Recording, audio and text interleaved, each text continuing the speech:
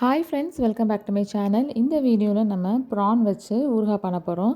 So இந்த எறா ஊறுகாய் ரெசிபி ரொம்ப ஈஸியாக பண்ணிடலாம். ஸோ இதுக்கு நான் வந்து 1 கேஜி எறா நான் வாங்கியிருக்கேன். ஸோ 1 கேஜி எறாவை நல்லா வந்து க்ளீன் பண்ணி வாஷ் பண்ணி நம்ம எடுத்து வச்சுருக்கோம். ஸோ இதில் இப்போ நம்ம மசாலா போட்டு ஒரு ½ அன் மேரினேட் பண்ணி வைக்க போகிறோம்.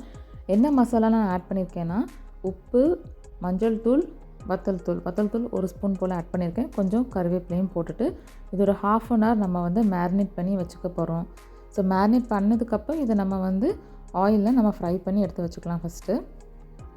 ஸோ இந்த ப்ரான் பிக்கல் பார்த்திங்கன்னா வீட்டிலே சுலபமாக பண்ணிடலாம். பட் மோஸ்ட்லி வந்து எல்லோரும் நம்ம கடையில் தான் வாங்குவோம். ஸோ அந்த கடையில் வாங்குகிற எறா ஊறுகாய் பார்த்திங்கன்னா மசாலாஸ் தான் அதிகமாக இருக்கும். எறாவோட குவான்டிட்டி வந்து கொஞ்சம் கம்மியாக தான் இருக்கும். ஸோ இந்த மாதிரி நம்ம வீட்டிலே ஈஸியாக ட்ரை பண்ணி வச்சுக்கிட்டோன்னா ரொம்ப நல்லது. ஸோ இது நம்ம வந்து 1 மந்த் வரைக்கும் நம்ம ஃப்ரிட்ஜில் ஸ்டோர் பண்ணி வச்சு சாப்பிட்டுக்கலாம். ஸோ இப்போ பார்த்திங்கன்னா நான் வந்து 1 கேஜி எறாவும் ஃபுல்லாக ஃப்ரை பண்ணி நம்ம ரெடியாக எடுத்து வச்சாச்சு. நெக்ஸ்ட்டு நம்ம கொஞ்சம் மசாலா பவுடர் ரெடி பண்ணிக்க போகிறோம் இந்த எறா ஊறுகாய்க்கு. ஸோ அதுக்கு நம்ம 1 டேபிள் ஸ்பூன் ஜீரகம், 1 டேபிள் ஸ்பூன் வெந்தயம், அதுக்கப்புறம் கொஞ்சம் கருவேப்பிலை, இந்த 3ஐயும் நம்ம வந்து பொன்னிறமாக ட்ரை ரோஸ்ட் பண்ணிவிட்டு அதை பவுட்ரு பண்ணி எடுத்து வச்சுருக்கோம்.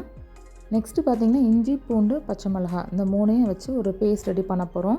அதுக்கு வந்து 50 கிராம் கார்லிக், 50 கிராம் ஜிஞ்சர், அதுக்கப்புறம் ஒரு 10 பச்சை மிளகாவும் போட்டுட்டு நல்லா வந்து கிரைண்ட் பண்ணணும். ஸோ கிரைண்ட் பண்ணுறதுக்கு கொஞ்சம் வினிகரும் ஆட் பண்ணிக்கலாம்.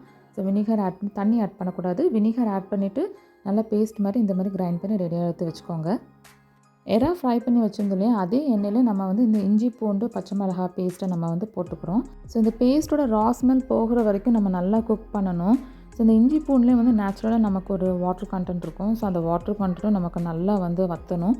ஸோ நமக்கு இது வந்து ரா ஸ்மெல் போகிறதுக்குள்ளே நமக்கு நல்லா வந்து இந்த பேஸ்ட்டு நமக்கு ட்ரை ஆயிரும் பாருங்கள். ஸோ இது கூட நம்ம வந்து கொஞ்சம் மஞ்சள் தூளும், தேவையான அளவு சால்ட், அதுக்கப்புறம் 1 ஸ்பூன் கரம் மசாலா, அதுக்கப்புறம் ஒரு ½ ஸ்பூன் சில்லி பவுடரும் ஆட் பண்ணிக்கிறேன். ஸோ சில்லி பவுடர் காரத்துக்கு ஏற்ற மாதிரி நீங்கள் ஆட் பண்ணிக்கலாம். பிகாஸ் நம்ம இஞ்சி பூண்டு பேஸ்ட்டில் நிறைய காரம் இருக்குன்றதுனால. ஸோ அட்லாஸ்ட்டாக நம்ம வந்து என்ன செய்கிறோன்னா, நம்ம ஃப்ரை பண்ணியிருந்த ப்ரான்ஸையும் இது கூட நம்ம வந்து ஆட் பண்ணிக்கிறோம்.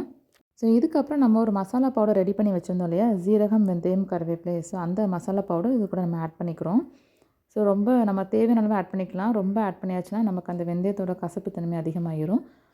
ஸோ அதனால் நான் அரைச்சி வச்சதுலேயே பாதி தான் நம்ம ஆட் பண்ணியிருக்கோம். அதுக்கப்புறம் நல்லெண்ணெயை தனியாக ஹீட் பண்ணி அதை கடைசியில் சேர்த்துக்க போகிறோம். ஸோ இந்த நல்லெண்ணெய் பார்த்திங்கன்னா ஒரு 100 mlலேருந்து ஒரு 150 ml வரைக்கும் இந்த குவான்டிட்டி இருக்கலாம்.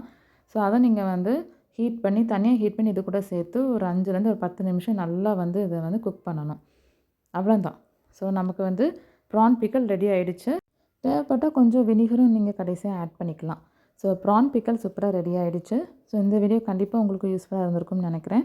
ஸோ இதை ட்ரை பண்ணி பார்த்துட்டு எப்படி இருக்குன்னு கமெண்ட்டில் சொல்லுங்கள். ஆல்ரெடி இந்த மாதிரி ப்ரான் பிக்கல் நீங்கள் பண்ணியிருந்தாலும் நீங்கள் கமெண்ட்டில் சொல்லலாம், ஷேர் பண்ணலாம். தேங்க்ஸ் ஃபார் வாட்சிங் திஸ் வீடியோ. பாய்.